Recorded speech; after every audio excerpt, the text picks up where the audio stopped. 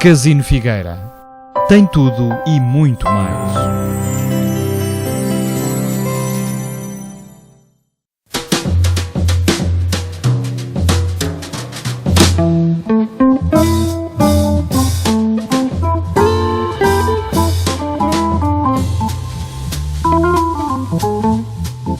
Boa noite a todos, eu peço desculpa aqui deste meu atraso, deste nosso atraso.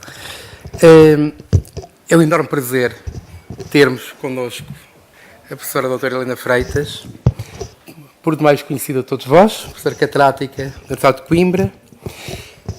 Não é nessa qualidade que está aqui, naturalmente, está numa qualidade muito mais importante, da académica, que é também e sobretudo uma intelectual comprometida, da académica que deu o passo para a ação política e que dá o passo fundamental da Torre de Marfim da Universidade, não abdicando dela e não renunciando a ela, para, de facto, para a ação política da vida real e concreta. E é como intelectual comprometida, enfim, usando a empréstimo uma expressão de alguém que muito gosto, o Raymond Aron, que falava de espectador comprometido. A Helena Freitas, além de espectadora comprometida, é mais do que isso, é uma intelectual e uma agente política e académica comprometida. Para mim é um prazer redobrado, porque une-nos há muito, muito tempo também uma longa amizade. Não é por sermos amigos que a Helena Freitas aqui está, é de facto ser uma pessoa muitíssimo especial e muitíssimo importante no quadro atual, no nosso quadro político atual. Trazendo, ademais, para a ordem do dia, com toda a sua competência e sensibilidade também, a questão do interior, que é a questão que aqui nos move e nos traz. Nós estamos numa cidade completamente litoral e que, paradoxalmente, também é já interior. Não sei se vou ter um grande disparate, mas a Helena Freitas dirá sim ou se não. É esta brevíssima apresentação que vos quero fazer, renovar o agradecimento e permitam-me também, isto é o primeiro Utopias 21, sei o Dr. Domingos Silva, e permitam-me também, neste momento inicial, fazer uma homenagem e um agradecimento ao Dr. Domingos Silva. Esta iniciativa, ele merece as palmas, de facto, e, portanto...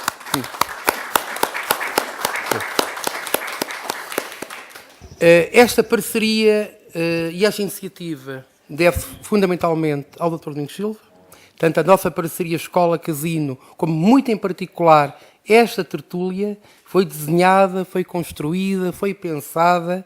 O título, Utopias 21, este belíssimo título, é do Dr. Domingos Silva. Este convite também, e a Helena Freitas estar aqui hoje, ainda é de facto também uma ação do Dr. Domingos Silva, a quem desejo as melhores felicidades. E aproveito também para agradecer ao Casino, estou seguro que esta parceria vai continuar, e ao seu novo diretor também, a quem desejo as melhores felicidades. Dito isto, deixo as palavras a quem tem que falar. Helena Freitas, muito, muito obrigado. Voltarei à mesa depois para moderar a intervenção da plateia. Muito obrigado. Muito bom. Não sei exatamente por onde começar. Mas começo talvez por me apresentar.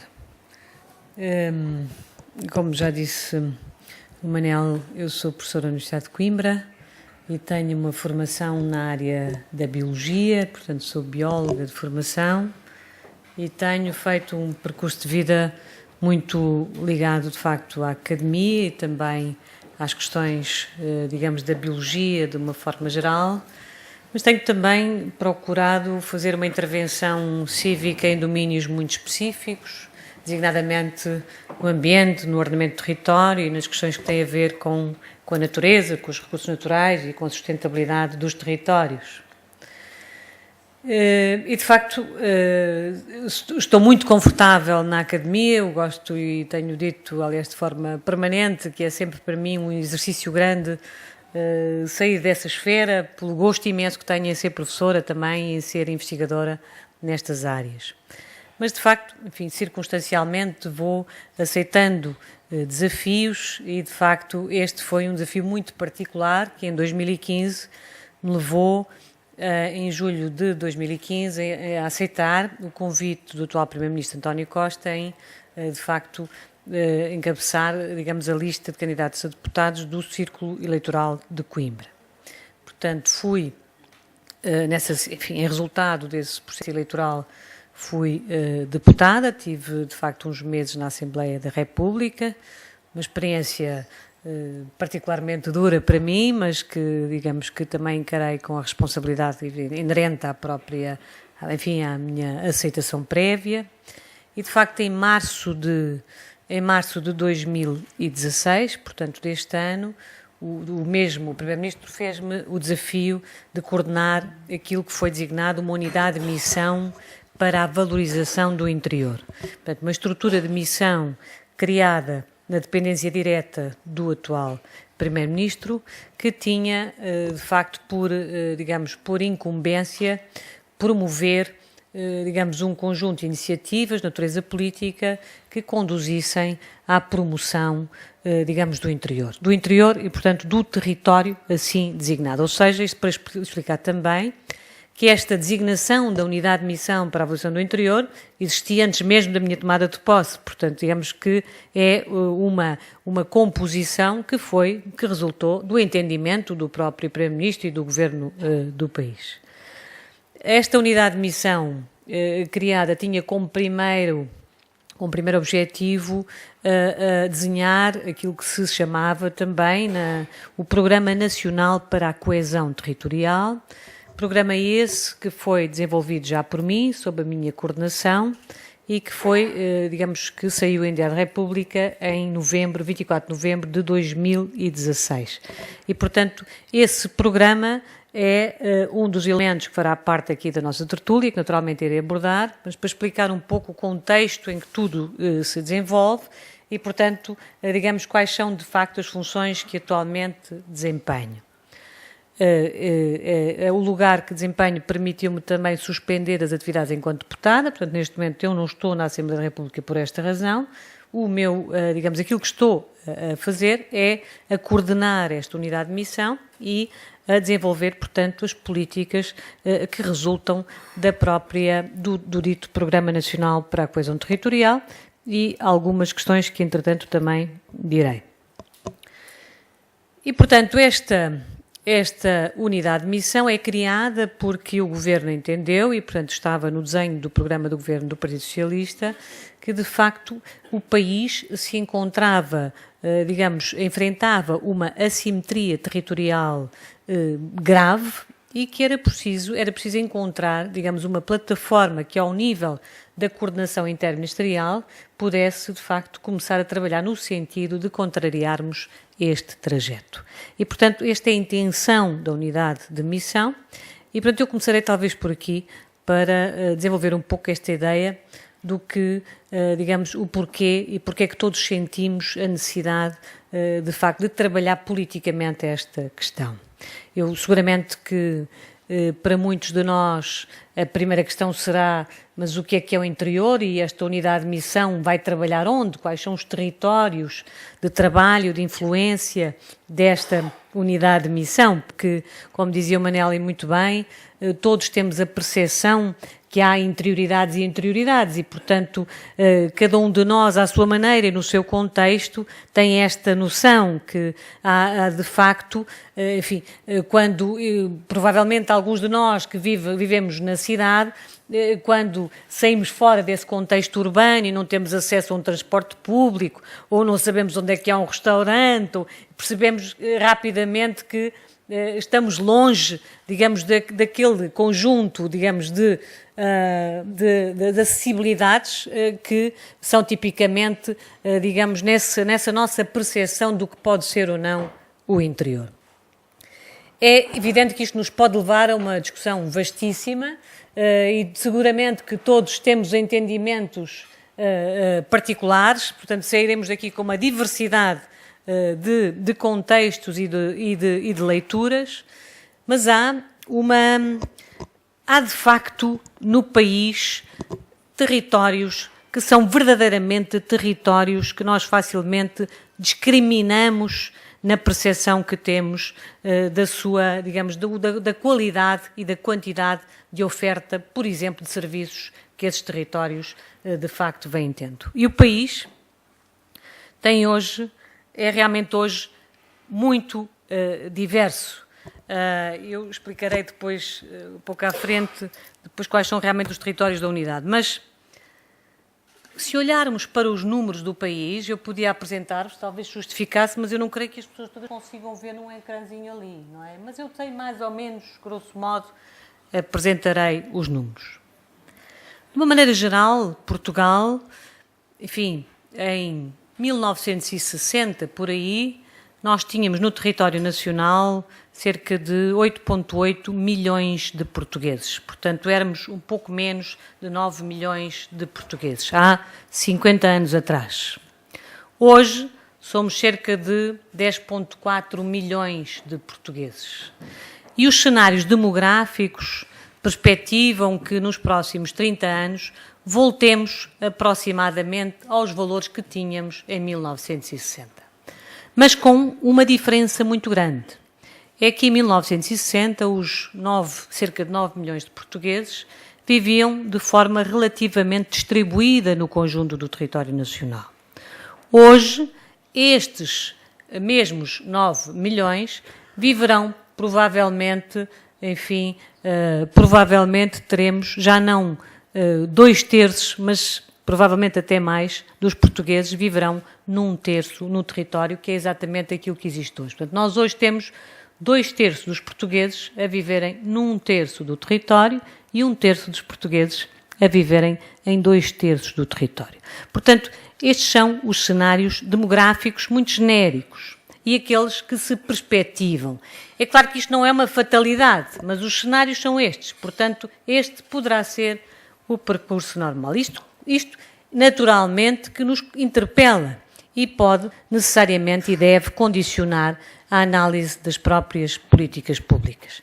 Porque evidentemente que eu não posso pensar que é possível ter as mesmas políticas num território cuja situação demográfica é claramente aquela que temos no chamado litoral do país e aquela que temos nos tais territórios do interior. E vamos percebendo que, de facto, há interioridade que é realmente, verdadeiramente uma interioridade, não é? Porque é natural que eu diga, bom, mas eu aqui, no Conselho da Figueira da Foz, no Conselho de Coimbra, eu tenho o interior. Seguramente que temos essa percepção. Mas há, de facto, um país que é um país do interior, que é, de facto, um país que tem vindo a perder muitos valores e muita condição de vida. Portanto, estes são os cenários demográficos. Associado a isto, também temos outro tipo de... Aliás, este diagnóstico, estes valores que eu apresento, estão todos disponíveis no site do Governo em resultado do tal programa que mencionei. Há um diagnóstico exaustivo do país que está disponível para quem quiser conhecer melhor. A par disto, temos também nos últimos 50 anos, Portugal perdeu também, na natalidade. Também todos percebemos que temos cada vez menos jovens, temos cada vez menos crianças e também aqui há uma profunda assimetria. Preferencialmente, os jovens que temos estão também no litoral, comparativamente ao tal conjunto do território. Por outro lado, também identificamos facilmente muitas outras situações que são dramáticas. Temos hoje uma disparidade de tal forma acentuada que há territórios em Portugal, regiões em Portugal, que têm um terço do rendimento, que as famílias oferem 1/3 do rendimento do que oferem, por exemplo, na área metropolitana de Lisboa ou na área metropolitana do Porto. Também o rendimento dos portugueses é muito diferente conforme, de facto, a região que habita. Talvez aqui valesse a pena justificar se eu apresentar alguns dados ou alguns gráficos, mas vou evitar. Em termos de rendimento médio das famílias, a disparidade é brutal e a disparidade acentua-se. Por outro lado, também temos uma perda acentuada de serviços públicos. Nos últimos 5 anos, fecharam cerca de 2.000 escolas no país, mais de metade nos tais territórios do interior. Hoje, os problemas que enfrentam alguns dos nossos concelhos, temos concelhos no país, concelhos, em que as nossas crianças e os nossos jovens não podem concluir a escolaridade obrigatória no seu concelho. Têm que terminar a escolaridade obrigatória num concelho vizinho, às expensas da família. Isto são desigualdades profundas, que se refletem naturalmente em muitas outras questões. Mas isto acontece em Portugal.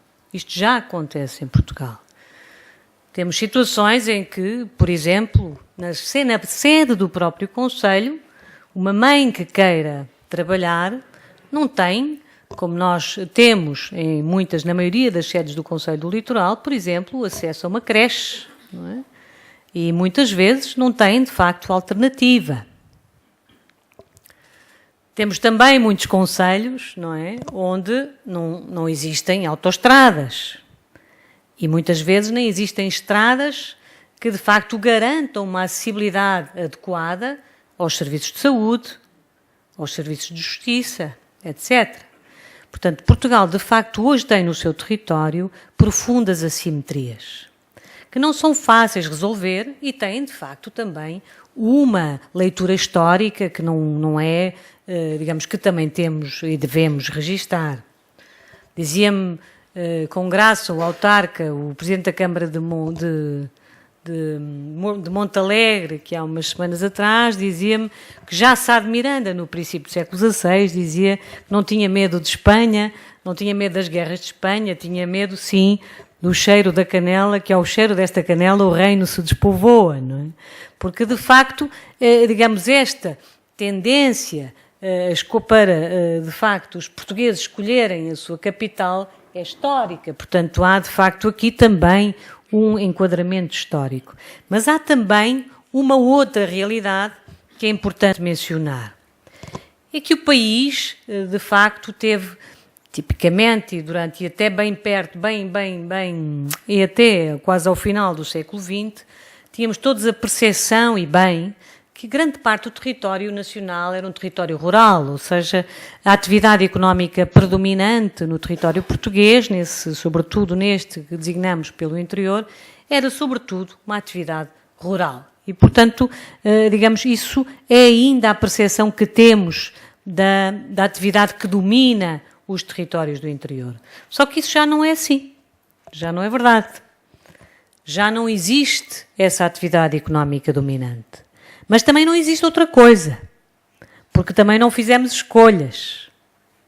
E, portanto, quando não temos escolhas, quando não temos atividade económica, continuamos a perder. Porque, necessariamente, se as pessoas não têm emprego, se não têm condições de vida, se não têm, digamos, um Estado em que sintam a proximidade, é natural que as pessoas se desloquem para outras zonas do país. E é isso que está a acontecer. Portanto, o êxodo, de facto, do interior é brutal, crescente. Nas últimas décadas, os valores são absolutamente incríveis e, de facto, temos hoje um território do interior, os tais 2/3 do país, mais pobre, mais despovoado e com menos capacidade para responder e, de facto, criar riqueza para criar emprego. E, portanto, face a isto, o que é que podemos fazer? Enquanto, digamos, pensarmos todos que somos todos Estado, o que é que devemos fazer? Deixamos que o país continue assim? E falta-me aqui uma questão que talvez valha a pena mencionar, que é o estado geral de envelhecimento destes territórios. O envelhecimento é uma questão transversal e ainda bem que nós temos todos maior expectativa, digamos, de vida, portanto, de chegar mais longe, de envelhecer com qualidade preferencialmente, mas temos de facto territórios, temos concelhos do país onde atualmente mais de 30% dos habitantes desses concelhos têm mais de 65 anos. E dentro de 30 anos teremos concelhos em que mais de 70% dos seus habitantes têm mais de 65 anos. É por isso que há políticas que podemos escolher, que são um absurdo se não forem territorializadas, não é? É um absurdo implementar políticas de natalidade onde não existem mulheres na idade fértil. E, portanto, de facto, uma das grandes urgências que o país tem é territorializar as políticas públicas. Perdemos uma oportunidade de o fazer, na minha perspectiva, de o fazer de forma inteligente e relativamente organizada quando desperdiçamos a possibilidade de fazer a regionalização. Mas é o meu entendimento. Hoje não seria a mesma regionalização, não é possível, as regiões hoje serão seguramente distintas, mas de facto tivemos uma clara incapacidade, porque os resultados estão à vista, tivemos uma clara incapacidade para responder a este problema e não conseguimos, de facto, levar as políticas públicas mais adequadas aos territórios. E continuamos a ter este problema, porque as nossas políticas, numa maneira geral, continuam a ser pensadas como se o território fosse todo igual.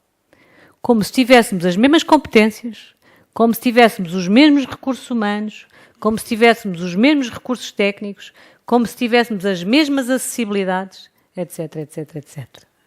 E não é verdade. Isto é completamente errado. A dificuldade é, de facto, assumirmos que é assim e fazermos de forma diferente. Não é fácil. E, enfim, este governo entendeu que uma forma de operacionalizar, digamos, este conjunto de políticas necessárias para discriminar positivamente os territórios era, de facto, criar uma unidade de missão que, no fundo, fizesse, acima de todas as coisas, a provedoria destes territórios e conseguisse, progressivamente, identificar as políticas que podem, de facto, fazer um caminho alternativo. E este é o grande objetivo da unidade de missão para a valorização do interior. E, portanto, aquilo que fizemos foi assumir que há, de facto, territórios no país cujos indicadores de empobrecimento, de envelhecimento, de carência de serviços públicos justificam, de facto, uma discriminação positiva e um olhar particular e atento do Estado. E também porque a coesão do território, a coesão territorial, é também uma coesão social e é vital para a economia do país.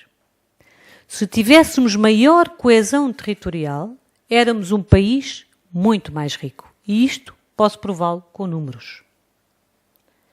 Bastaria que nós tivéssemos o PIB equivalente à média das 8 CIM que têm mais de 50% dos chamados territórios de baixa densidade para que o PIB nacional fosse o dobro. Coesão também é igual a maior riqueza. É seguramente igual a maior equidade, um combate que temos que fazer à desigualdade, não é? Mas é também um país mais rico. E nada mais absurdo do que termos um país com a dimensão que temos nestas condições. Isto é um absurdo. O país é pequeno, nós gostamos de o dizer e ainda o fazemos mais pequeno da forma como escolhemos viver e desenvolvê-lo. E, portanto, nós temos, de facto, que contrariar isto. Agora, isto não é um problema exclusivo de Portugal. Muitos outros países sentem digamos, este apelo, esta sedução das áreas urbanas e alguns desequilíbrios nos seus territórios. Mas todos eles têm procurado contrariar estas tendências e, de facto, a nossa situação é particularmente grave, tendo em conta a dimensão do país. Há um elemento que eu também queria aqui introduzir, que é o papel das cidades. É claro que, se tivéssemos organizado, estruturado o território à volta ou de prioridades ou de eixos urbanos que tivessem dimensão, que tivessem capacidade de gerar energia que contaminasse os territórios envolventes, nós podíamos eventualmente ter, digamos, feito um percurso mais equilibrado. Mas também aqui nós temos o litoral que assenta em cerca de 17 eixos urbanos E temos os tais 2/3 do interior, que assentam em cerca de 9 eixos urbanos. Né? E também esses cada vez mais frágeis. Temos, de facto, conseguido alguma resiliência nos territórios à volta desses eixos urbanos e também, e vale a pena mencionar, um elemento aqui muito importante, até porque estamos aqui a convite, também estou aqui também a convite do Politécnico, a importância da rede de instituições universitárias é, de facto, de registar. Os territórios que mantêm alguma resiliência, e mesmo na perspectiva, nos cenários perspectivos, são aqueles que têm a rede de instituições de ensino superior. E, portanto, é um erro acabarmos com as instituições de ensino superior nos territórios. A sua dispersão é fundamental para manter a resiliência dos territórios. Até porque, cada vez mais, temos menos competências, menos recursos técnicos nos territórios que possam corresponder à necessidade de encontrar, digamos, estratégias de desenvolvimento nestes territórios. E, portanto, é preciso garantir que estas estruturas estão, mas é preciso também garantir que elas estão ali a desempenhar o seu papel. E aqui é mais um caminho que temos que fazer, porque não há dúvida nenhuma que em muitas circunstâncias percebemos que é também preciso olhar para a estratégia destas instituições e, de facto, conciliá-las com os desejos, com a ambição dos territórios, do desenvolvimento dos territórios. E, portanto, de facto, esta questão também dos eixos e das cidades é importante em qualquer estratégia que se possa desenhar para o desenvolvimento do país, para o desenvolvimento coeso do país. Também vale a pena dizer que os chamados fundos comunitários, fundos estruturais, portanto, digamos, o dinheiro que temos recebido de Bruxelas consistentemente nas últimas 2 décadas, foram financiamentos dirigidos à coesão territorial. Portanto, nós fomos financiados para construir a coesão territorial. E fizemos exatamente o contrário. Isso também nos deve interpelar, não é? E a verdade é que, se continuarmos a não ser inteligentes na forma como aplicamos esses financiamentos, continuaremos a ter mais desequilíbrios e desequilíbrios que não são favoráveis ao desenvolvimento do país. E, de facto, este último quadro é particularmente penalizador e, sobretudo, exatamente pela circunstância de assentar toda a sua lógica digamos, no sistema competitivo e em estruturas que não estão nesses territórios e estão preferencialmente nas grandes áreas metropolitanas do país e especialmente na área metropolitana de Lisboa. E, portanto, de facto, nós não temos conseguido fazer esse caminho. Agora, o que é que se pode fazer neste cenário? Porque também é verdade que este é um processo que tem vindo a acentuar-se, portanto, não é exatamente uma novidade, o país tem vindo a deixar que isto aconteça e, portanto, como é que agora podemos fazer o caminho inverso? Como é que é possível fazer o caminho inverso quando todos, se fizéssemos aqui um questionário na sala, todos garantidamente dizemos que sentimos o peso de Lisboa, o peso da influência de Lisboa, o centralismo de Lisboa, isso é completamente verdade, que em termos de todos sentimos isso, de facto, e portanto o exercício aqui é de facto contrariar esta tendência de forma inteligente, porque também precisamos de Lisboa, precisamos de grandes áreas metropolitanas, precisamos do país também competitivo. E portanto é preciso criar coesão, mas de facto também sem abdicar das nossas locomotivas. Eu não quero pôr ninguém contra ninguém. O objetivo aqui é, de facto, discriminar positivamente os territórios onde é possível discriminar e uma das questões que esteve presente na própria elaboração do Programa Nacional, do qual falarei a seguir, foi sempre uma condição que é, para mim, imprescindível. O Estado não pode abandonar os territórios. Isto é histórico. Nós nunca abandonámos os territórios. Pelo contrário, nós construímos nos territórios para garantir até a soberania do Estado sobre esses territórios. E, portanto, abandonar serviços públicos nos territórios do país é abandonar os territórios e é abandonar os portugueses que lá vivem. Isso não pode ser. Podem-me dizer que há modelos que temos que construir alternativos. Não é possível, evidentemente, garantir serviços na dimensão em que eles não são necessários. Mas o que eu não permito que me digam é quanto é que custa. Ninguém me pergunta quanto é que custam os serviços no litoral. Nem quanto custa a redundância de serviços no litoral. Nem quanto custa o excesso de serviços no litoral. O excesso de autoestradas no litoral, o excesso de hospitais em tantas áreas urbanas. Porquê é que me perguntam quanto é que custa um centro de saúde que alimenta um concelho que tem 3 mil habitantes? Nós temos concelhos no país que atualmente já têm menos de 3 mil habitantes. Pelo menos 5 concelhos no país já têm menos de 3 mil habitantes. E mais de 20 já têm menos de 5 mil habitantes. Não sei se têm noção disto. Os tais territórios do interior, os 164 concelhos que são considerados nesta área de influência, são 164, desses 164 concelhos, não é? De facto, a maioria tem 5 a 10 mil habitantes. Não é? Mas não é por isso que não têm e que o Estado não tem a obrigação de lhes garantir os serviços públicos indispensáveis à sua qualidade de vida, não é? Qualidade de vida. E mais do que a qualidade de vida, é preciso garantir condições de prosperidade. E, portanto, estes são os cenários de construção do primeiro grande desafio da unidade de missão, era, de facto, elaborar o Programa Nacional de Coesão Territorial. Tínhamos 6 meses para o fazer e fizemos-lo. Portanto, ele foi público no final de setembro, e entrou num processo de discussão pública e foi a República no dia 24 de novembro de 2016. Esse programa é um programa que identifica um conjunto de 164 medidas de natureza interministerial.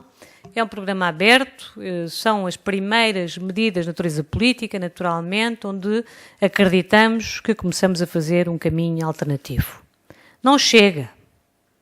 É preciso muito mais, muito mais. Mas este é o primeiro programa, com um compromisso muito claro de todas as áreas do Governo, em vários setores. Algumas das medidas têm sido públicas, sobretudo aquelas que dizem respeito aos serviços públicos, já são, designadamente a discriminação dos médicos que façam opção pelo interior. As realidades são muito diversas. E eu gostava até de vos trazer alguns exemplos, talvez se justificasse. Trouxe aqui alguns dos concelhos, mas há outros, talvez valha a pena mencionar algumas. Porque, de facto, não é a mesma coisa olhar para os territórios do Nordeste de Portugal, da região centro do país, no Distrito da Guarda, ou olhar para o Distrito de Porto Alegre, ou para, enfim, o Algarve, pensar em Mértola e pensar, de facto, nestes, ou, enfim, Penamacor, um dos cinco concelhos que tem atualmente menos de 3 mil habitantes, ou Freixo de Espada à Cinta, não é? Ou o concelho do Vimioso, que tem cerca de 5 mil habitantes, no Nordeste de Portugal, onde as crianças não têm acesso às condições de escolaridade obrigatória. E, portanto, de facto, as nossas realidades são muito distintas, mas somos todos portugueses. E todos temos a mesma expectativa, que o Estado nos ofereça condições de vida, digamos, favoráveis. E, portanto, de facto, uma das questões, portanto, enfim, o programa identifica um conjunto de medidas que tem exatamente esta preocupação. Eu falava há pouco, por exemplo, dos médicos. Há muitos destes territórios onde o acesso ao médico é, de facto, um problema. Não há médicos que queiram ir para estes territórios. E, no entanto, tem, digamos, um apoio adicional, remuneração adicional, etc. Mas, enfim, as razões são diversas, também não vou aqui discuti-las, mas há razões que são às vezes surpreendentes. Eu nunca me esqueço da responsável pela saúde no Baixo Alentejo dizia-me que a dificuldade que ela tinha em alguns concelhos do distrito de Beja, ela não conseguia ter médicos em alguns dos concelhos, Mourão, Barrancos, etc. E dizia-me que quando conseguia, a primeira coisa que eles queriam era ir para Beja. E a seguir queriam ir para Évora. E sabem porquê? Para ir e vir todos os dias a Lisboa. Esta é a nossa realidade cultural também. Um exemplo, há muitos outros. O Ministério da Justiça procurou, de facto, reverter o processo de encerramento dos tribunais e estamos com esse processo em curso. Queremos garantir que algumas áreas da Justiça, de facto, não saiam destes territórios, mas evidentemente que não basta que assim seja, não basta a discriminação e também vale a pena dizer que não é sequer o meu objetivo, nem passa pela cabeça que isso seja importante, de repente encher de pessoas, encher de portugueses o interior do país. Não é isso que está em causa. O que é preciso garantir é que há qualidade de vida e condições de prosperidade. E para isso é preciso também pensar em investimentos, pensar na organização desses territórios, e essa é de facto a fase em que atualmente estou. Elaborámos o programa, que tem as tais medidas políticas, esperamos dentro de alguns meses introduzir novas medidas, aliás já temos novas medidas em perspectiva, em todas as áreas, da cultura à saúde, à agricultura, etc. Queremos também ter uma relação muito próxima e aberta com, enfim, estão aqui representantes das associações de desenvolvimento local, dos grupos de ação local, têm sido, de facto, absolutamente essenciais na resiliência dos territórios. Queremos também ter uma relação aberta com estas entidades, com estes agentes que de facto têm feito a diferença e têm ajudado muito, muito o desenvolvimento dos territórios. Queremos também ser os tais provedores, digamos, junto do Governo e, portanto, diretamente até na pessoa do atual Primeiro-Ministro, no sentido, de facto, de corrigirmos e de conseguirmos mais iniciativas que valorizem o interior. Mas estou neste momento também a identificar os projetos que podem representar investimentos relevantes, digamos, e ajustados à realidade dos territórios. Tem sido para mim um desafio muito gratificante conhecer as pessoas, conhecer os recursos que temos, conhecer, digamos, os recursos endógenos que podem também potenciar o desenvolvimento e, portanto, estamos neste momento a procurar identificar, a procurar priorizar. Algumas questões têm sido do domínio público, talvez valha a pena mencionar alguns eixos rapidamente. A cooperação transfronteiriça, portanto, a relação com a Espanha e o regresso das cimeiras ibéricas são, de facto, é uma condição, porque nós temos muitos destes territórios na proximidade de fronteira, portanto, acreditamos que é possível trabalhar melhor esta dimensão da cooperação transfronteiriça e muitos dos nossos territórios só podem ganhar com isso. Evidentemente que há situações que também me desapontam, como a situação de Almaraz, é uma situação que naturalmente me desaponta e, portanto, não deixo de a registrar por isso, mas há outras em que estamos, de facto, a construir em conjunto. Esta semana não, na próxima não, na outra estarei 3 dias na zona de Mérida, distrito de Porto Alegre, vamos fazer do património e do património desde o romano, portanto, património histórico e arqueológico, da grande ligação entre Mérida e o Alentejo português. De facto, vamos fazer um projeto transfronteiriço de grande dimensão, que é também ele um projeto estruturante. Em vários setores estamos a trabalhar. Abrantes tem, de facto, também um projeto estruturante no setor da energia, estamos a trabalhá-lo.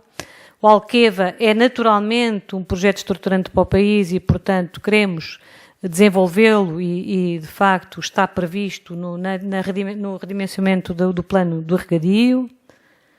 Mértola, quero propor a navegabilidade do Rio Guadiana, de Vila Real de Santo António a Mértola, penso que é o projeto mais estruturante para esta região do país, em simbiose com o Parque Nacional do Guadiana.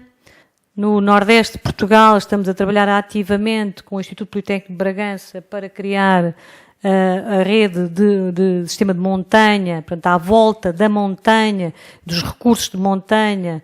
Estamos a trabalhar ativamente e de uma forma absolutamente extraordinária. De facto, o Politécnico de Bragança tem sido aqui um eixo fundamental para delinearmos este projeto.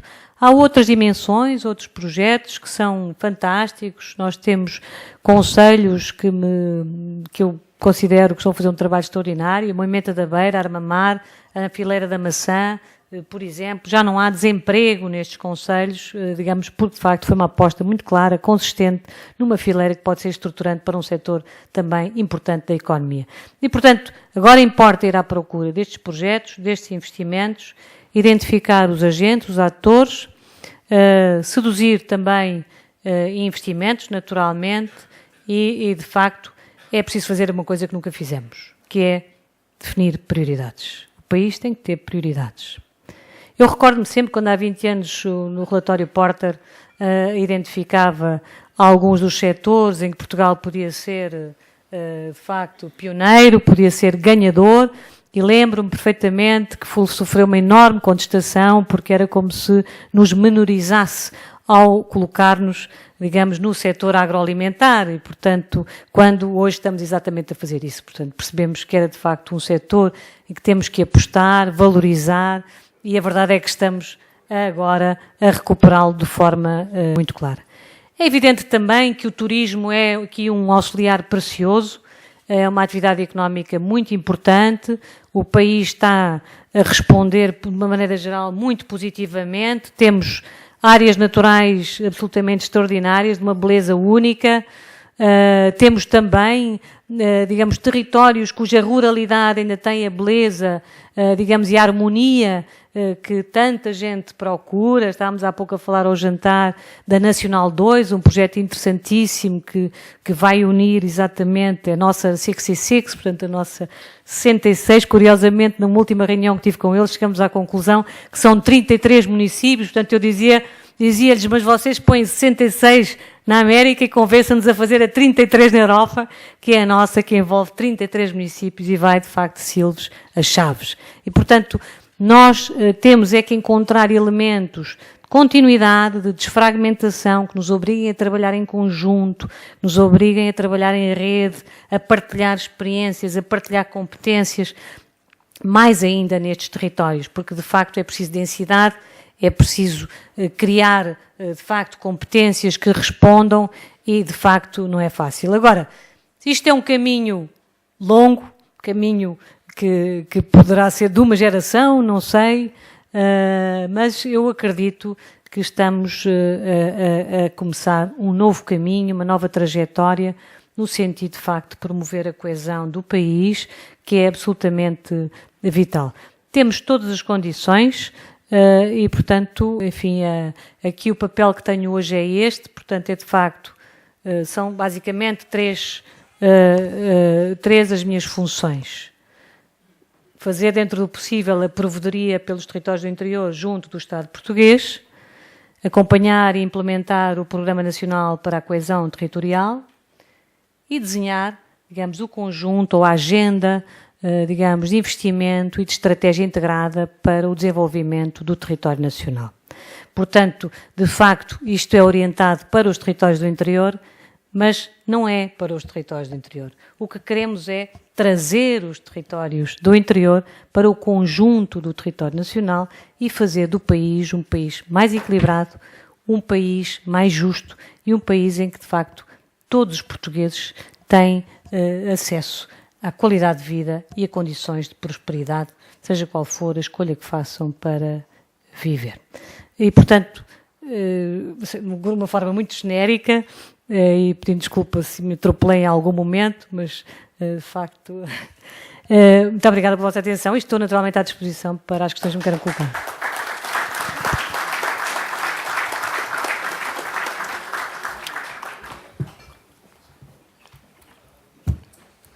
Obrigado, Helena Freitas,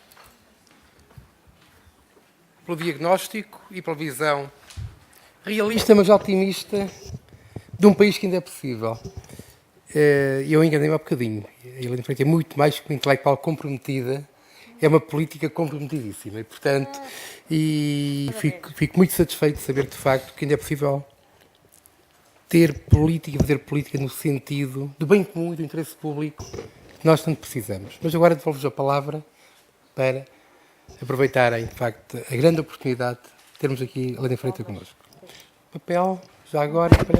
Mas se for com ritmo, eu consigo captar. Mas nós pedimos... Não é preciso, acho que não é preciso. Não é preciso. Eu pedia que se identificassem quando fazem as questões, para facilitar, por favor. Agradeço também. Boa noite.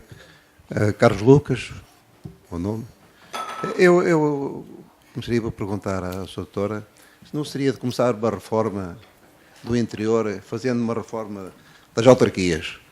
Em vez de haver 164 autarquias no interior, haver se calhar metade e tornar sustentáveis essas mesmas autarquias e os serviços correspondentes, nomeadamente os tribunais, os hospitais, etc., torná-los sustentáveis.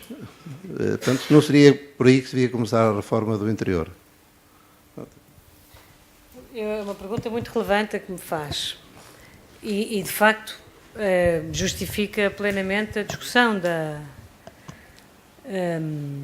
eu até tenho dito, de forma até repetida, que eventualmente algumas das nossas autarquias estão de facto em pré-extinção, tendo em conta a sua dimensão e a dificuldade que têm hoje em responder. Mas, por outro lado, também é verdade que a fragilidade dos territórios e das pessoas que aqui vivem justificam também um nível de proximidade que eu tenho o receio de perder, perdendo também essa estrutura orgânica. Porque, apesar de tudo, essa estrutura orgânica é um elemento de proximidade que garante a presença, digamos, do poder e do poder que representa para as pessoas o nível de proximidade que de outra forma podemos não ter. Eu quero dizer-lhe que eu não faço disto um tabu, portanto, eu estou perfeitamente aberta a esse debate e, aliás, o que eu penso verdadeiramente é que esta reforma do território devia ir em paralelo com aquilo que eu chamo a descentralização das competências e dos poderes do Estado. Isso sim, entendo que sim, que devíamos estar a trabalhar em conjunto a questão da descentralização de competências. Agora, a perda imediata dessas estruturas, sendo que eu entendo o que quer dizer, mas já não me parece que a questão se coloque no desperdício. E eu até tenho tendência a contrariar esse discurso de desperdício, porque eu não acho que a proximidade do Estado seja um desperdício. Eu acho que a proximidade do Estado é também uma responsabilidade e uma ação de soberania. Aliás, é muito interessante olharmos para a nossa própria história e os castelos que fomos fazendo ao longo da fronteira e, portanto, também quisemos estar e foram também recursos que colocámos porque entendemos que era importante estarmos. Também não estou certa que o modelo que obrigue, digamos, a uma... Acho que a articulação é útil, acho que devemos partilhar cada vez mais algumas áreas que não faz sentido equacionar individualmente. Por exemplo, quando falamos em mobilidade, os planos de mobilidade e acessibilidade nesses territórios, não tenho dúvidas que devem ser partilhados. Não tenho dúvidas. E que era uma maneira inteligente, aí sim, de, digamos, otimizar recursos e até de pensar melhor. E penso que devemos tentar ir no sentido de cada vez mais trabalhar em conjunto para definir a estratégia de desenvolvimento dos territórios. Hoje temos as chamadas CIM, que acabam por estar a desempenhar um pouco esse papel, pelo menos em algumas áreas, e espero, enfim, independentemente agora da sua gênese e neste momento da sua legitimidade, que possam, pelo menos, ter essa função de desenhar, digamos, estratégias coletivas mais eficientes e melhor ajustadas às necessidades dos territórios. Já abdicarmos propriamente da estrutura, tenho dúvidas que seja a opção imediata. Pode até vir a acontecer, mas no imediato eu não o faria. E não o faria porque penso que é importante ter um nível de proximidade das populações. Por outro lado também, não sei, uma das questões, é interessante verificar o que está a acontecer noutros países do mundo, e designadamente da Europa. Também se fez esse exercício. Bom, Inglaterra, por exemplo, né, também se abdicou, digamos, das estruturas organizadas de proximidade. Abdicou-se e agora está-se a fazer o caminho inverso. Porque se entendeu que se perdia mais do que se ganhava com essa digamos, com essa, aumentando, digamos, a dimensão da estrutura de proximidade. Portanto, estou plenamente aberta à discussão, entendo que a descentralização sim devia ir acompanhada nesta reforma, percebo que há, digamos, autarquias hoje que têm um número demasiado pequeno, digamos, para que exerçam cabalmente as suas funções, mas eu penso que é preferível criarmos, de momento, redes e que elas aprendam a trabalhar em conjunto do que propriamente abdicar dessa entidade. De momento, não abdicava. Sendo que eu entendo que há aqui um movimento no sentido da pré-extinção, não é? Mas não o faria já. Penso que há demasiada fragilidade nos territórios para o fazermos já. Mas se tivéssemos regiões, se calhar já não lhe dizia isto. Boa noite, David Coutinho. Senhora Doutora, na sua intervenção, a determinada altura, quando caracterizou a distribuição demográfica pela geografia, disse a determinada altura, mas isto não é nenhum fatalismo. A senhora já reparei que é muito otimista, mas a minha pergunta é assim, é isso mesmo que pensa que não é nenhum fatalismo? E faço-lhe a pergunta da seguinte maneira. Em 1992, eu era quadro de uma grande empresa, que hoje é privada, que até se subdividiu em 2 empresas privadas, que são as maiores possivelmente do país. Eram empresas públicas. Eu trabalhava na Guarda, vivia em Celurico da Beira e a determinada altura, contrariamente àquilo que os políticos apregoavam das discrepâncias entre o interior e o litoral, o próprio primeiro-ministro, na altura Cavaco Silva, nas campanhas eleitorais, quando ia ao distrito da Guarda e de Viseu e os de interior era isso que falava, mas depois na prática faziam tudo ao contrário. Portanto, a empresa foi remodelada, o local onde eu trabalhava e os meus colegas de Castelo Branco e de Viseu ficaram sem local de trabalho e fomos todos colocados em Aveiro. E eu pergunto, tinha a família toda montada em Celurico da Beira, onde era a minha residência, e os meus filhos, e a determinada altura tive que vir para Aveiro. Isto não é um fatalismo? E depois a minha pergunta é o seguinte. Há um político, que eu agora não me recordo o nome, curiosamente perdeu neste local um congresso para o Cavaco Silva, eram os 2 candidatos a presidente do PSD, que aqui há uns meses, ou um ano sensivelmente, disse que uma das formas de se ultrapassar isto era isentar todas as empresas de IRC que se instalassem no interior. Eu gostaria de saber a sua opinião. Muito obrigado. Bom, eu começo pelo fim, porque me perguntou a questão do IRC. Nós temos uma medida de benefício fiscal, que é tímida, mas também temos no programa existe já, agora, digamos, há uma discriminação positiva ao nível do IRC, portanto, há uma ligeira discriminação positiva das empresas que se instalam no interior, neste momento, não é? Portanto, com o programa. Em 2017, o Orçamento de Estado já prevê isso. Agora, que eu gostava de que tivéssemos mais, gostava. Isenção ou não, isenção não sei, mas gostava que tivéssemos mais, digamos, mais força, conseguíssemos de facto acentuar mais ainda essa discriminação.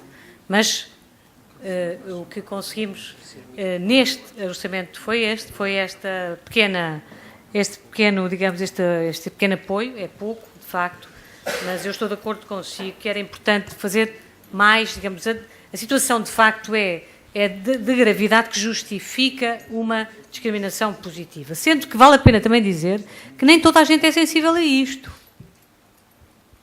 Há muitas pessoas que não entendem que se faça discriminação positiva destes territórios. Muitas pessoas contestam.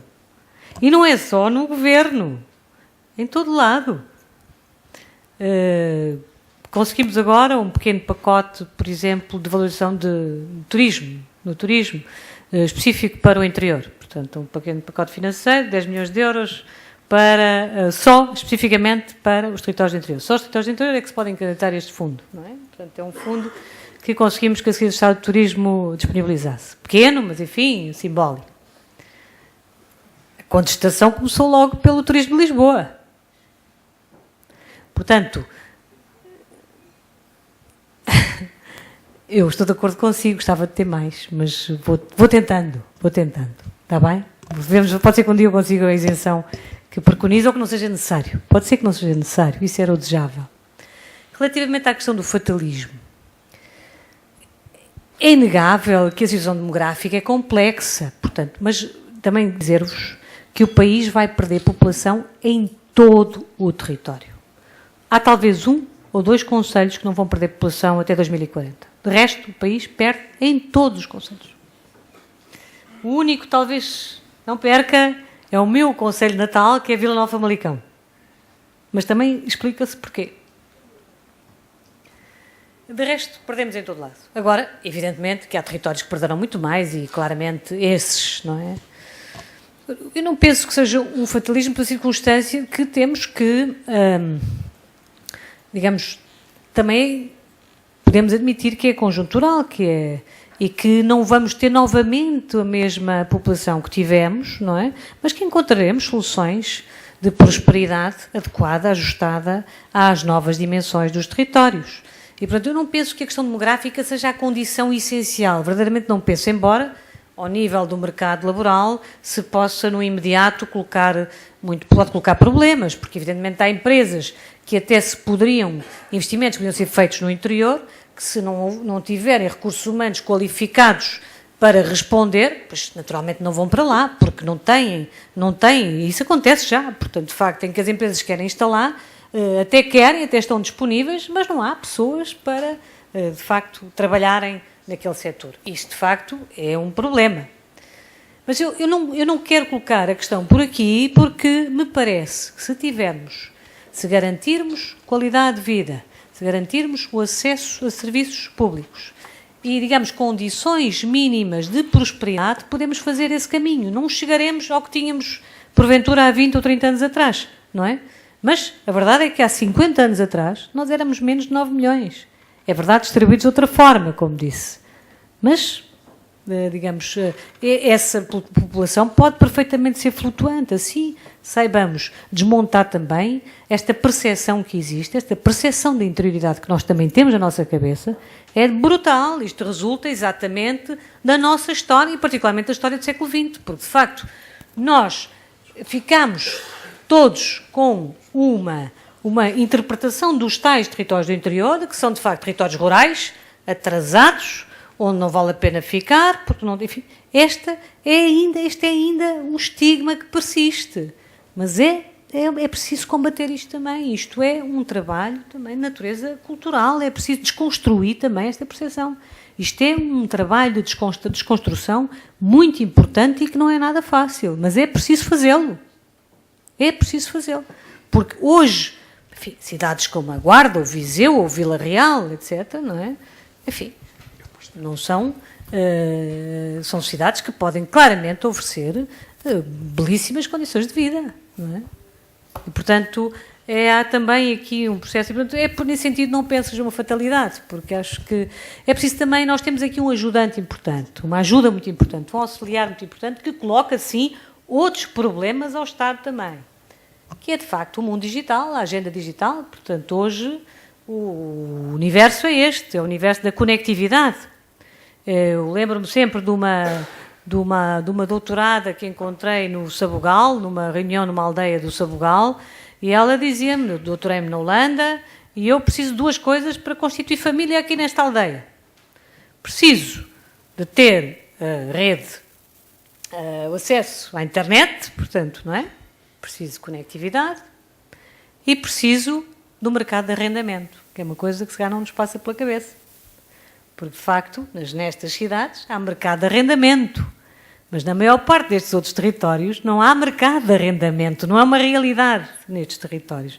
E, portanto, quem queira até residir temporariamente, experimentar, não tem uma casa para arrendar, e pode ser um problema, não é? E, portanto, são, de facto, outras realidades. Mas ela dizia-me, só preciso destas 2 coisas. E, de facto, um dos objetivos também do Programa de Coesão Territorial, é um dos nossos compromissos, até 2019 teremos mais 1000 freguesias com acesso a banda larga e rede Wi-Fi. Isto é um compromisso da ANACOM, do Ministério do Equipamento, que pensamos concretizar.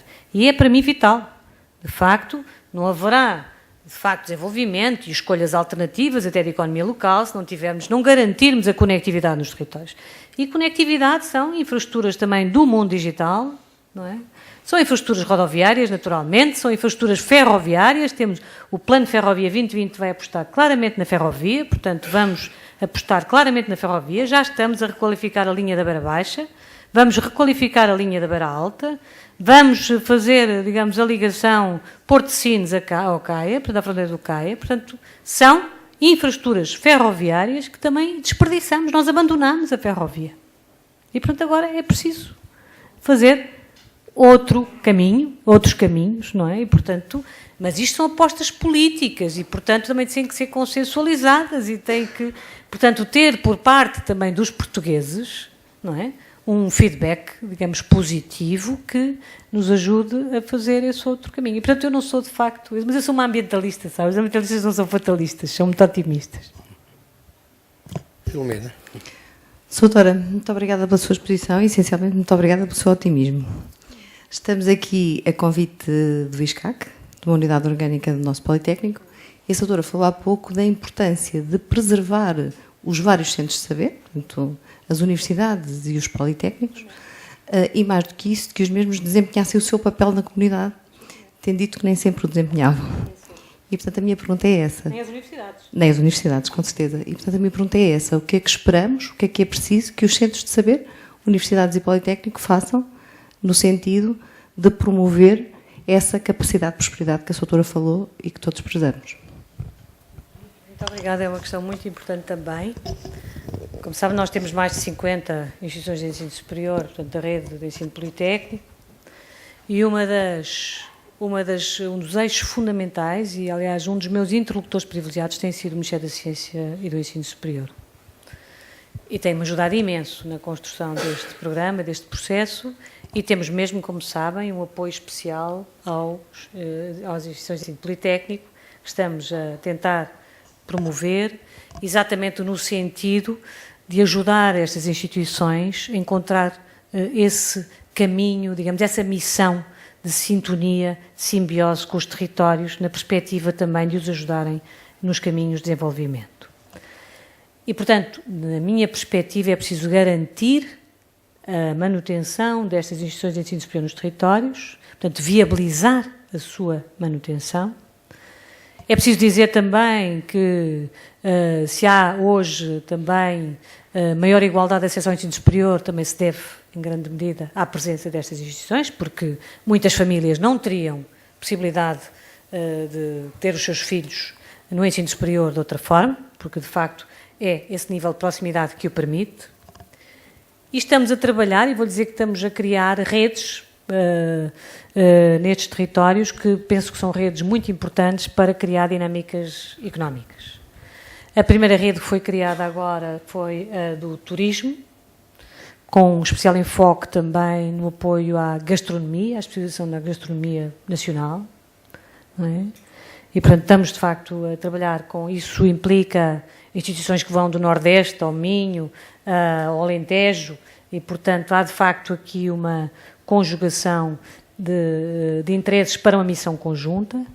Este outro projeto que eu falei há pouco, que estamos a trabalhar em Abrantes, para fazer dali um centro do setor energético, com empresas como a Mitsubishi, a IBM, que está presente também ali. O IBM está no Politécnico de Tomar, portanto, envolve o Instituto Politécnico de Tomar, esta iniciativa, envolve também a Escola de Abrantes, a Escola Superior de Gestão de Abrantes, envolve empresas do setor Ateja Energia, portanto, empresas do setor energético que estão, de facto, à volta deste Conselho, que, do meu ponto de vista, podia ser um Conselho exemplar na perspectiva de projetos que vão para as energias, que apontam nas energias renováveis e, portanto, no fundo, mas as instituições que estamos a chamar para este projeto são as instituições de ensino politécnico da região.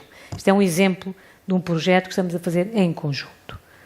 Também este outro que falei há pouco, entre Porto Alegre, Alentejo, Mérida, portanto, Conjunta de Extremadura de Espanha, envolve o Instituto Politécnico de Porto Alegre, naturalmente, o Instituto Politécnico de Beja, portanto, esta tem sido, o esforço tem sido neste sentido, de facto, e por outro lado também quando os próprios politécnicos, eles próprios desenham a sua própria estratégia. Eu posso dizer-vos que aqui na região centro estamos a trabalhar com o Instituto Politécnico da Guarda, com a Universidade da Beira Interior, no sentido, e com 8 municípios da região Beira, portanto da região da Beira Serra, para criarmos de facto, fazermos da Serra da Estrela, de facto, um grande projeto regional, e portanto à volta exatamente dos recursos, do turismo, portanto, mas em clara, portanto, a coordenação desta proposta é do Instituto Politécnico da Guarda, com o apoio também da Universidade da Beira Interior e outros que se queiram juntar. Mas, portanto, estamos a procurar alicerçar, de facto, estas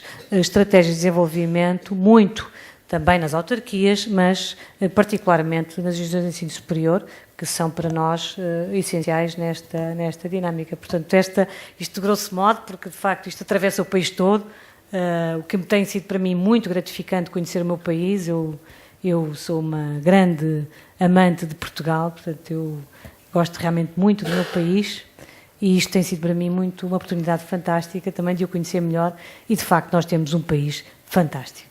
Temos de facto territórios com pessoas, em primeiro lugar, extraordinárias, temos territórios com enorme potencial e de facto o que tem falhado de facto é a política. O que tem falhado é a política.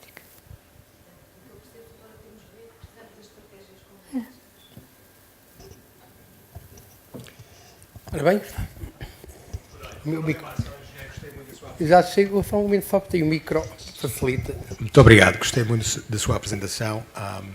Gostaria de fazer a pergunta, quais são os instrumentos que os presidentes da Câmara, ou quem for presidente do Conselho, se é que é o termo correto, quais são os instrumentos que têm para poder cativar financiamento a empresas do estrangeiro, especialmente do estrangeiro, cativar uma empresa na Grande Lisboa para, sei lá, para a Beira Interior, não faz isentá-la de IRC, não faz sentido, qualquer sentido, mas sim, usando um modelo suíço, que é um país onde vivi cerca de 7 anos, que é um país que tem ainda mais pequeno que Portugal, sem mar, tem metade da dimensão em quilómetros que Portugal, mas tem uma enorme capacidade de atrair não só quadros altamente especializados, extremamente bem pagos.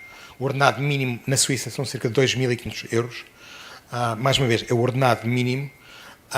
E, para além de cativar quadros extremamente médios e superiores, tem o Presidente da Câmara tem uma enorme capacidade de cativar investimento e de negociar diretamente com a empresa. Isto, apesar de ser um país continua a ser um país extremamente rural, a todos os níveis.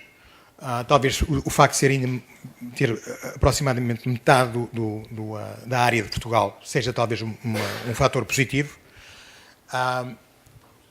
E, portanto, tem havido algum esforço, algum levantamento, análise para estudar o modelo suíço, que tem uma enorme capacidade transversal a todo o país, não só para captar investimento, empresas, que são verdadeiras âncoras, número 1, mas também ao nível turístico, que é uma das nossas valências, os nossos pontos fortes. Não tem de facto havido qualquer projeção, qualquer turista que chega ao aeroporto de Porto, Lisboa ou Faro, não tem uma única palavra a promover o interior, que é uma coisa que na Suíça simplesmente não existe. Toda a região é mapeada de forma que o estrangeiro possa ter conhecimento, vir a ter conhecimento de pontos de interesse no interior do país, e é coisa que em Portugal não existe.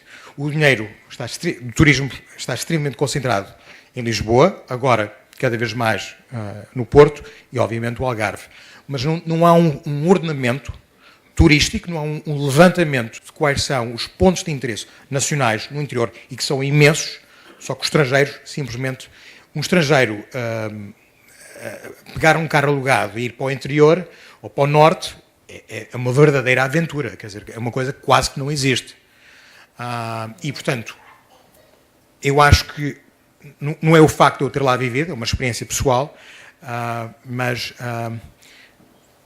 fala-se muito no interior, mas tem que haver um esforço coordenado para, primeiro, identificar os pontos de interesse, porque sem essa identificação não se cria a marca, não se cria a imagem, e logo o ponto final não se consegue, não se ganha confiança para poder projetá-la. Sim, sim. Não, tem toda a razão, quer dizer, agora vamos lá ver a sua pergunta, são muitas perguntas, eu vou tentar, mas tem toda a razão, portanto, E eu devo dizer que sou daquelas pessoas que acho absolutamente fundamental olharmos para exemplos de fora, olharmos para eles e percebermos aquilo que é positivo e tentarmos também, enfim, porque de facto há tanta coisa interessante que acontece.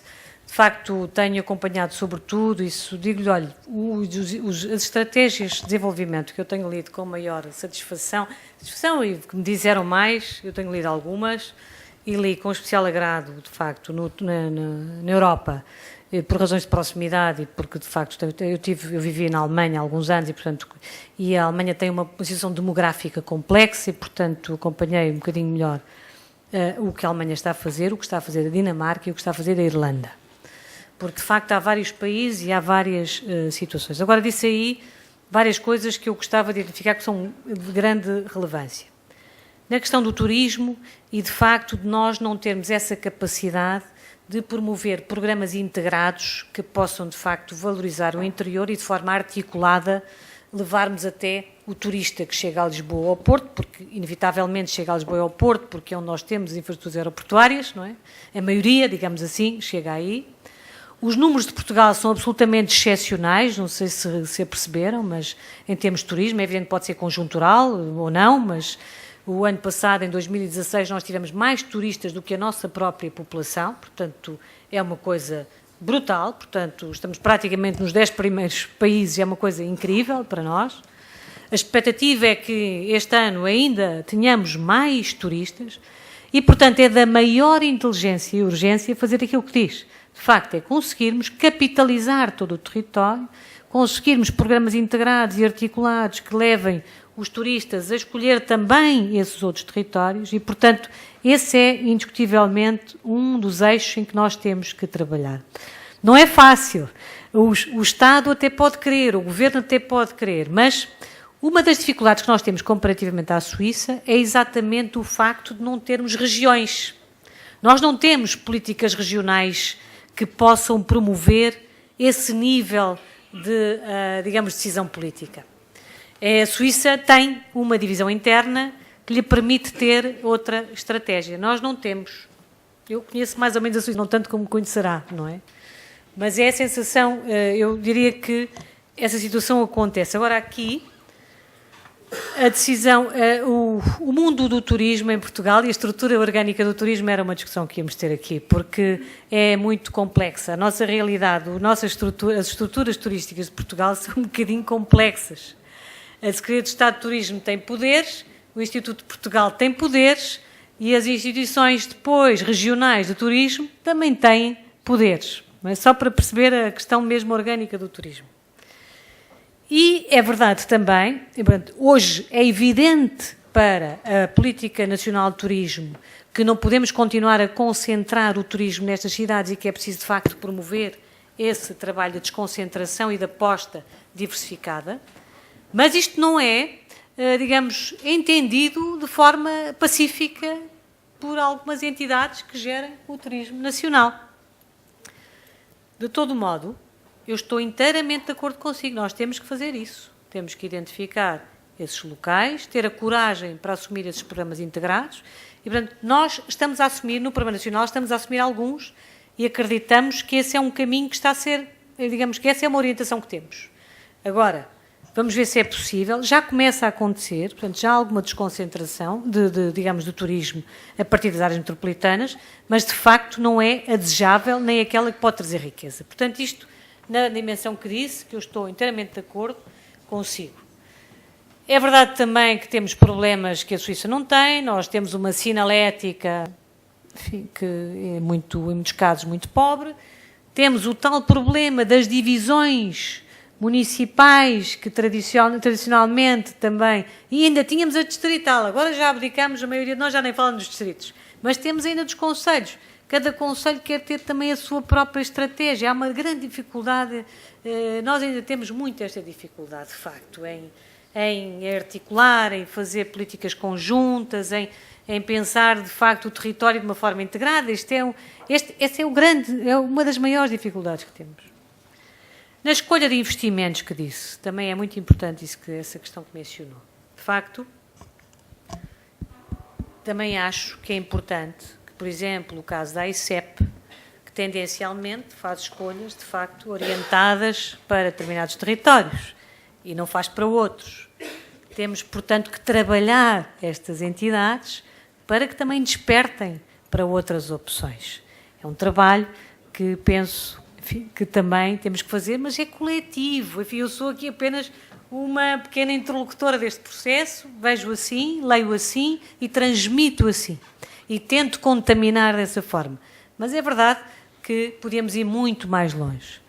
Vou-lhe dizer que um dos programas que temos, e que eu até tenho na próxima semana uma reunião com o Secretário de Estado das Comunidades e com o Ministério dos Negócios Estrangeiros, um dos programas que temos é procurar exatamente ir ao encontro da diáspora portuguesa e, enfim, procurar da parte dele encontrar, digamos, porque temos tido, percebemos que há por parte da diáspora, em muitos casos, o interesse até em investir em Portugal e investir até em territórios, muitas vezes onde tiveram origem os seus familiares, onde têm alguma ligação afetiva e até gostariam de fazer investimentos.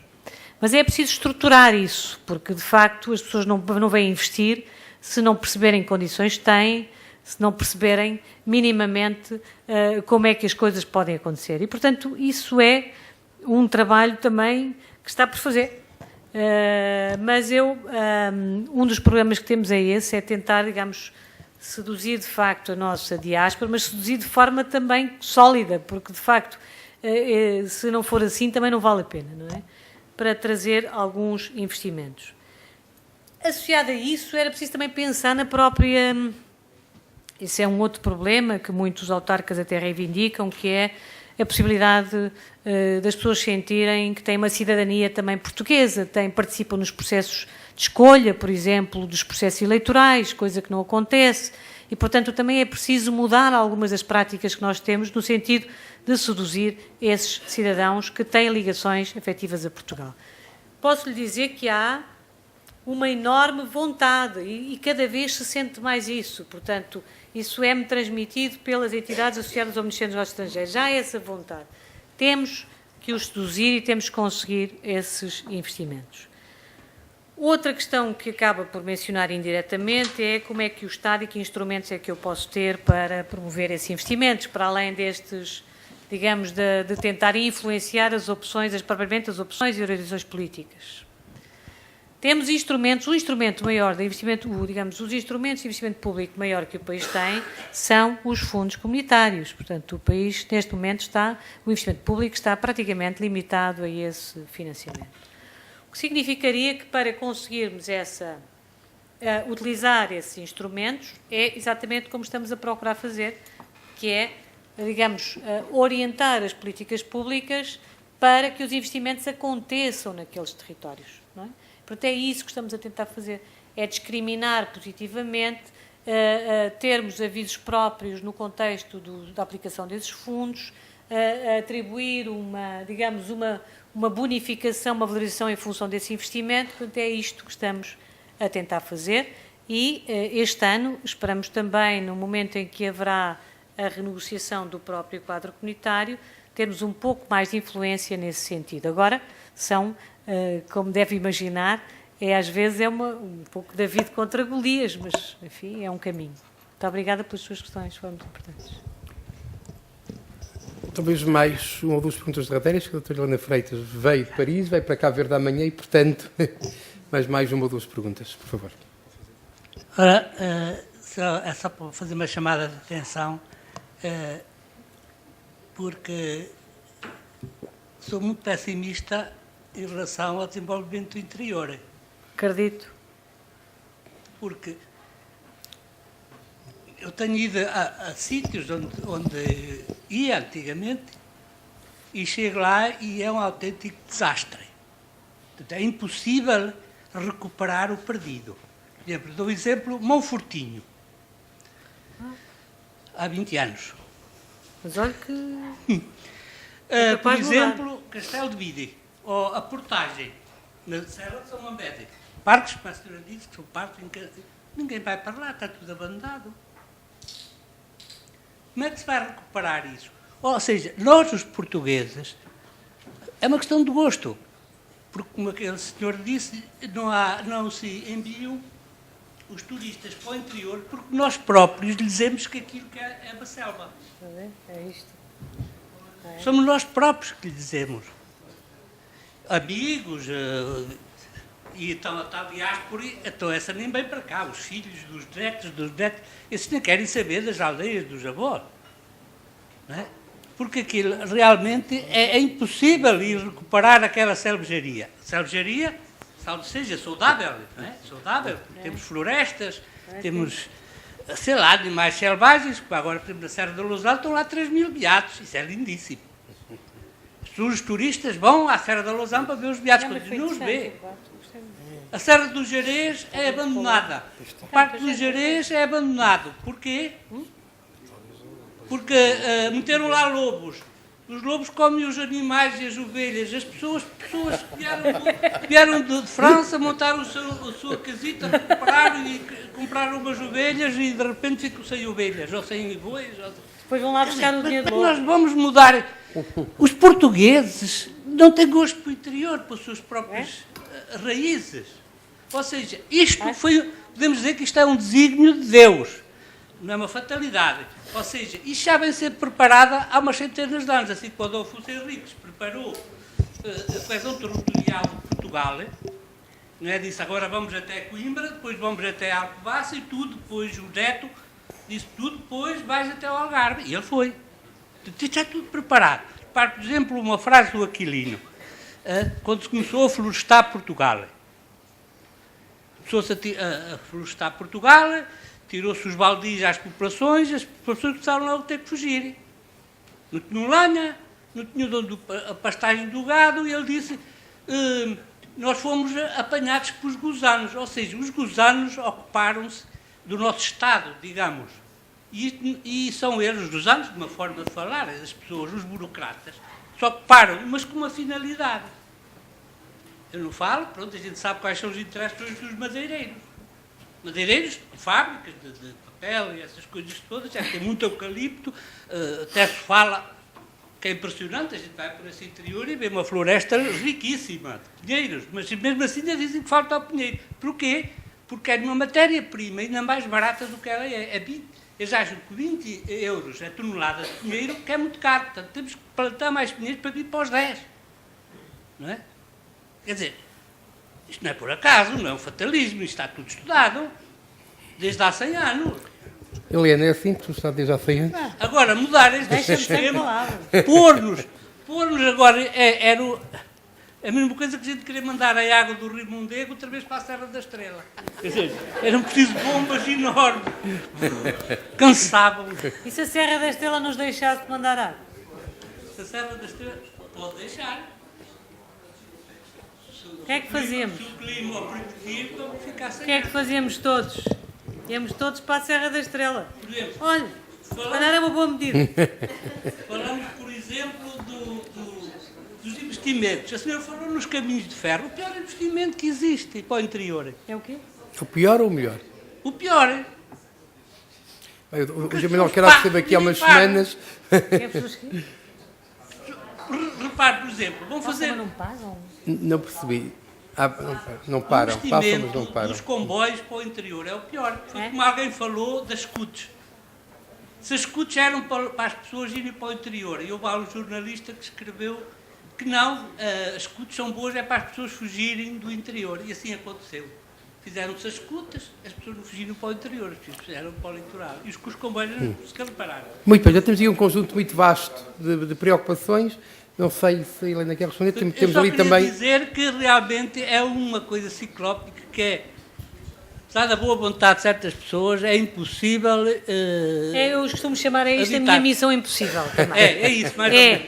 Eu sabe que eu, quando era adolescente, achava que um dia ia ser missionária. E, portanto, encontrei aqui a minha missão impossível. Não, mas aquilo que diz, quer dizer, todos nós temos de alguma maneira essa percepção, e depois eu dizia que é preciso desconstruir uma certa percepção.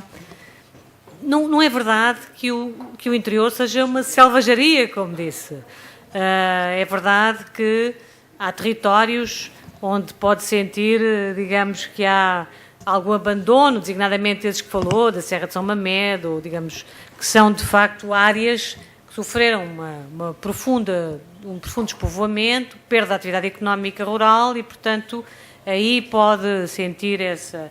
Mas é indiscutível que nós temos muitíssimos territórios do interior, cidades, aldeias, de um enorme valor, de uma enorme qualidade. Hoje é indiscutível, temos aldeias absolutamente extraordinárias que estão em franca reabilitação, temos cidades que têm um poder de sedução enorme para muita gente e, portanto, não creio que exista também digamos, esse estado de desmazelo, de abandono que refere. Embora compreendo o seu desalento, porque é evidente que, digamos, há perdas e sentimos esse despovoamento como uma medida de, digamos, de abandono que não nos deixa satisfeitos. Agora, não creio que também seja assim e penso que esses investimentos, como mencionou, as ferrovias ou até algumas rodovias, são investimentos estruturantes.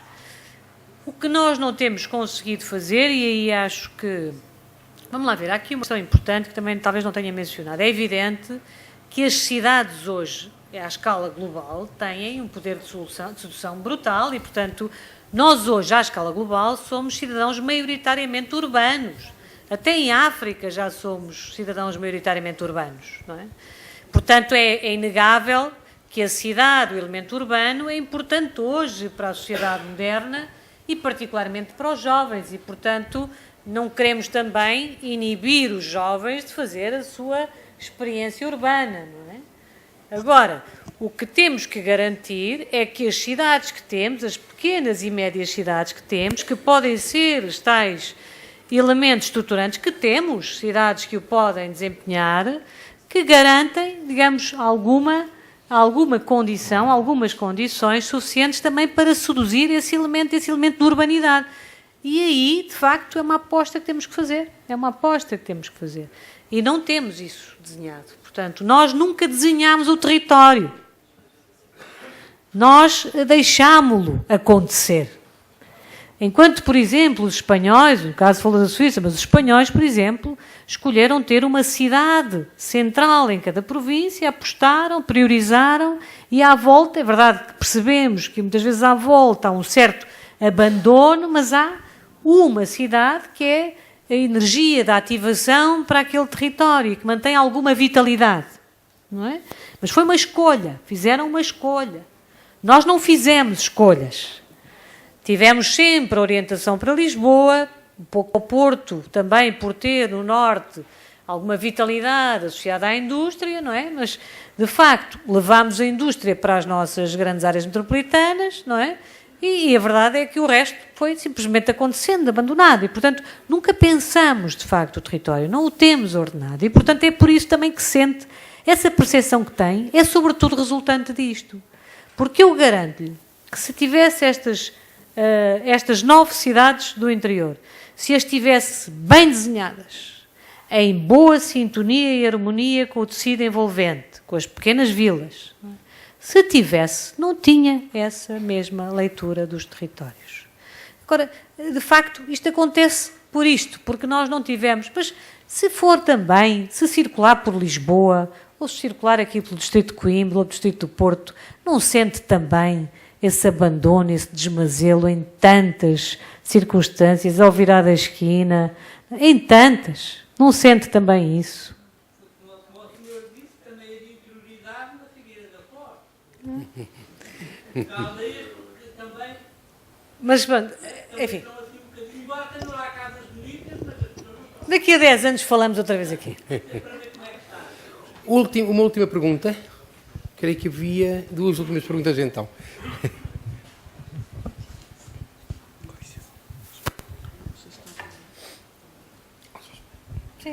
Sim.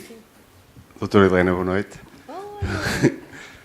Rui Grácio de Alveiazer, uma terrinha do interior. Então, doutora, este trabalho de SAPA, como outras unidades de missão que o Governo, penso, constituiu, penso que ao cidadão, não estão a chegar ao cidadão nenhuma delas, praticamente. Penso que só quem tem algum interesse e tem mais cidadania, eventualmente, nestas áreas, não consegue, ontem também se discutiu isso sobre Almaraz, que a visibilidade da sociedade, da comunidade, pronto, dos cidadãos, que conseguirmos dar mais visibilidade a este trabalho, porque se calhar dos 2 ou 3 milhões que estão no interior e dos 7 que estão no litoral, se calhar dos 7 que estão no litoral também têm algum saudosismo e metade deles também aderiam a esse movimento que conseguirmos, que estamos a começar, não é? E dar-lhe visibilidade, porque penso que depois, no fundo, enfim, vai ser o poder económico e político, que aí já sabemos que o interior não tem possibilidades, que vai prevalecer, mas a força da sociedade poderia ajudar. E quais são os instrumentos que pensa que se poderiam utilizar ou criar para dar mais visibilidade a este trabalho? Eu verdadeiramente penso que... Eu estava a dizer, em jeito de brincadeira, que isto era uma missão impossível, naturalmente, mas é de facto uma missão difícil. Mas uma das razões pela qual eu aceitei esta missão foi porque era um objetivo do Primeiro-Ministro de Portugal. Portanto, eu acredito, espero, que sendo um objetivo político do primeiro membro do Governo de Portugal, que ele perceba e que assuma, de facto, digamos, esse conjunto de políticas que são necessárias, entre as quais também as políticas que têm a ver com a visibilidade destas matérias. Quanto mais iniciativas tivermos e mais força tivermos nas iniciativas, seguramente que conseguiremos essa visibilidade e as coisas podem acontecer. Mas temos muita gente contra nós e muitas coisas contra nós. E às vezes até se calhar no próprio interior. Porque acho que para muitas, eventualmente, para muitos agentes até é melhor permanecer na fatalidade, não é? Porque às vezes na fatalidade conseguem-se mais dividendos.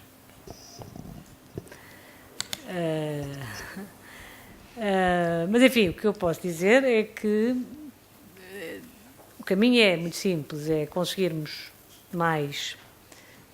conseguirmos maior êxito na implementação de medidas. Quanto maior êxito tivermos, julgo que também maior visibilidade podemos ter. E, por outro lado, compete ao Primeiro-Ministro também garantir que essa visibilidade existe e que se justifica. Se não se justificar, eu sou professora na Universidade de Coimbra e, circunstancialmente, voltarei ao meu trabalho. Mas, pelo menos, fiz a minha parte, empenhei-me, trabalhei pelo meu país e fiz esse esforço. E, portanto, vou confortável. Creio que havia uma outra pergunta final. Muito boa noite. Eu, selvagem, me confesso, Miguel Ventura, vim da Arcanil até à Figueira da Foz. Vim daquelas tais vias que não trazem só pessoas de lá para cá, mas permitem-me que eu, em menos de uma hora, julgo que não estará aqui ninguém da polícia, possa estar em casa daqui a um pouco, se Deus quiser. Ou seja, o que é que eu quero dizer é que as vias, de facto, reduziram muito aquilo que é o nosso já pequeno país, ainda ficou mais reduzido com um conjunto de vias que nos aproximam. E ao nos aproximarem, temos todos que saber aproveitá-las.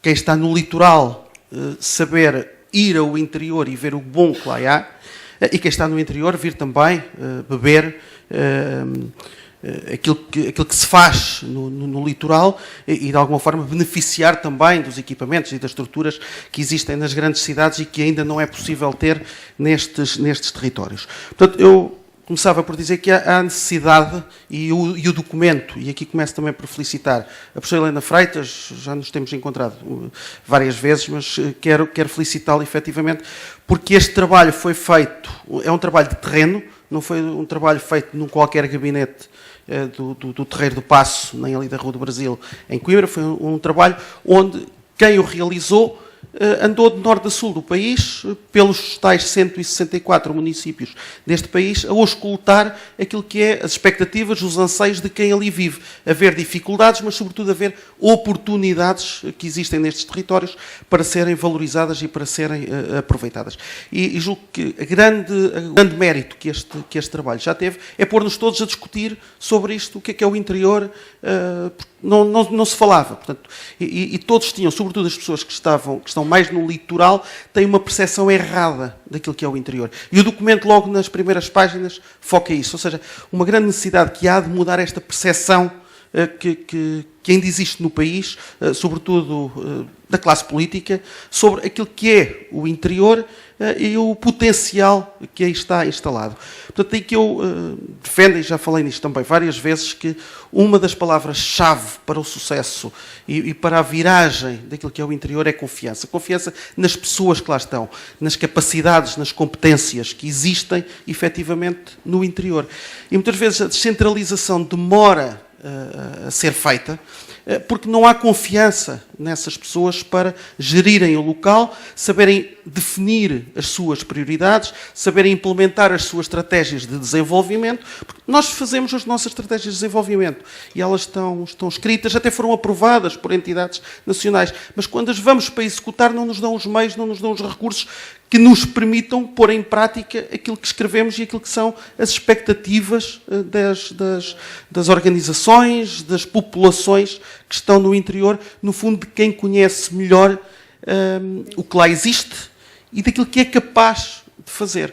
E de facto, vemos-nos confrontados com legislação que não evidencia as diferenças dos diferentes interiores que aqui já foram focados e a mesma portaria que sai é válida, seja em Melgaço, seja em Arganil, seja em Mértola ou em Faro. Portanto, não há qualquer diferença, embora as realidades sejam muito distintas entre si. Portanto, a mensagem que eu aqui gostaria de deixar é que vale a pena acreditar no interior, eu acredito, por isso também lá vivo, por isso tive a oportunidade de desenvolver o meu projeto de vida na terra onde nasci.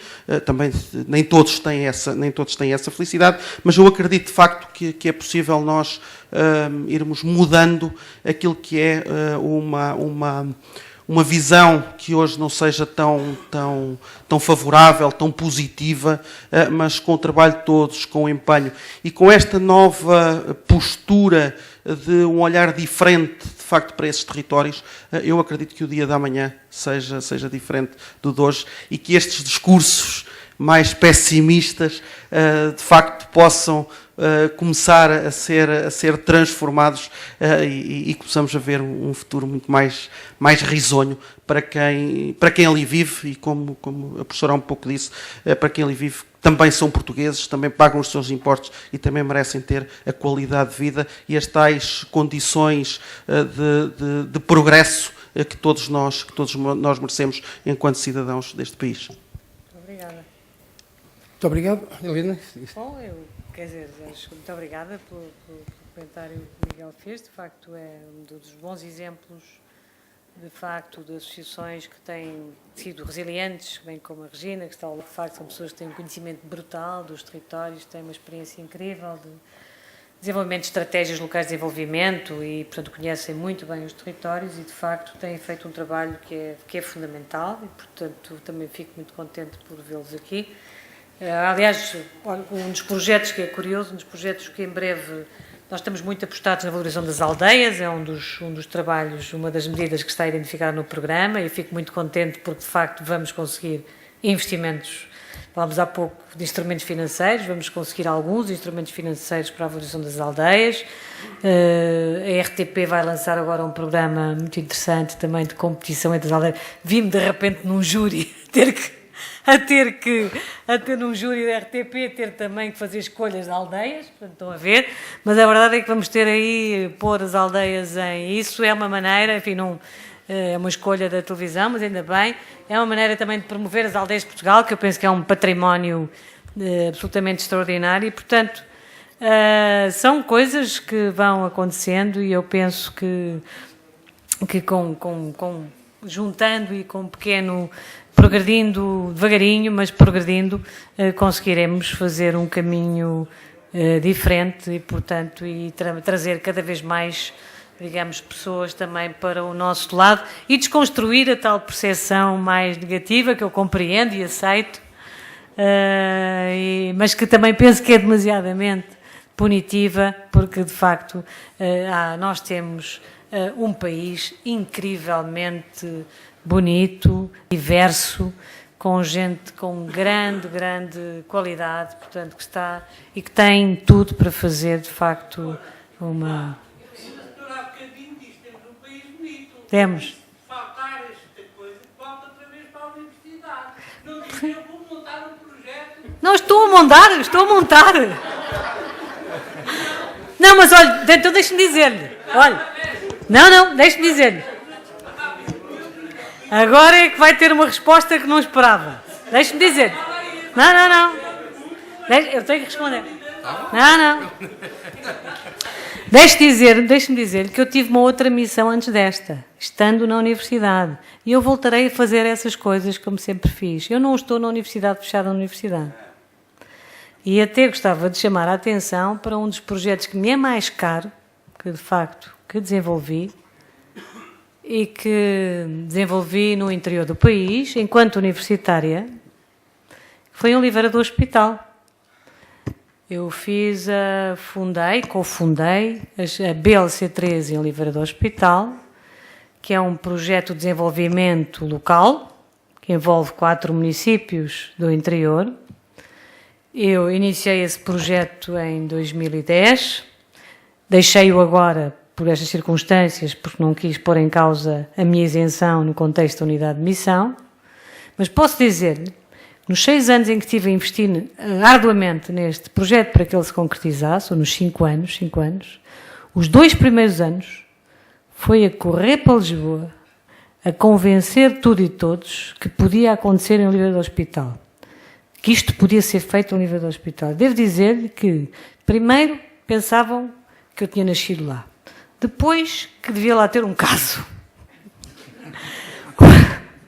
Ou então que estava a pensar ter. E, portanto, tive que convencer a Galp que era possível fazer uma biorefinaria em Oliveira do Hospital. Vou-lhe dizer que a fizemos, que vai ser inaugurada em breve, e que o ano passado tivemos o Prémio Europeu Regiostar para o melhor projeto de crescimento sustentável, e é no interior de Portugal. Portanto, quando eu digo que volto à universidade, não é para dar aulas, é para me deixarem fazer as coisas que eu gosto de fazer. Helena, há só mais uma pergunta final. E agora é que é mesmo a última pergunta.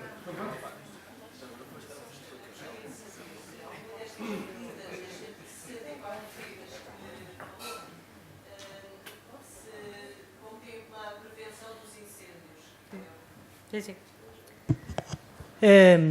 A unidade de missão esteve, designadamente o coordenador adjunto, o engenheiro João Paulo Catarino, esteve a trabalhar ativamente e durante cerca de 2 meses esteve praticamente só dedicado à reforma florestal. Uma das medidas que está contemplada, e é um dos diplomas em que nós temos responsabilidade direta, é o do cadastro. Portanto, 9 dos 12 diplomas da reforma florestal tiveram a colaboração direta da unidade de missão, porque também temos consciência que a reforma florestal é fundamental para a valorização do interior do país. Portanto, sim, trabalhamos também na prevenção dos fogos florestais.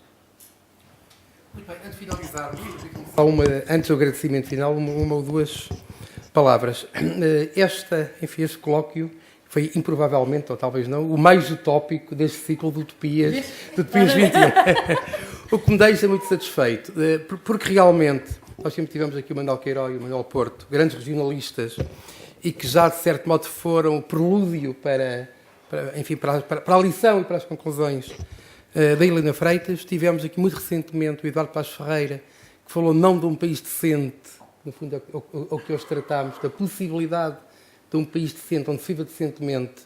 Falou de uma sociedade decente. A Helena já acrescentou uma sociedade decente num país decente. E a Helena mostrou que é perfeitamente possível, não utópico, termos um país onde novamente haja vilas e cidades médias, com escolas, com creches, com teatros, com jardins infantis, com repartições de finanças, com tribunais, com tudo aquilo que permite ter uma vida decente, num país decente, numa sociedade decente. Isso é utópico. Helena, e nós hoje sabemos outra coisa muito importante, e com isto acabo como agradecimento. O estudo está feito. por uma intelectual comprometida. O que falta agora é só decisão política. E, portanto, Helena, eu espero que, depois de estudo, se a decisão política não acontecer, nós sabemos, todos nós, que temos aqui uma decisora política e decisores políticos que podem tornar a utopia realidade. Muito obrigado a todos e muito boa Bye.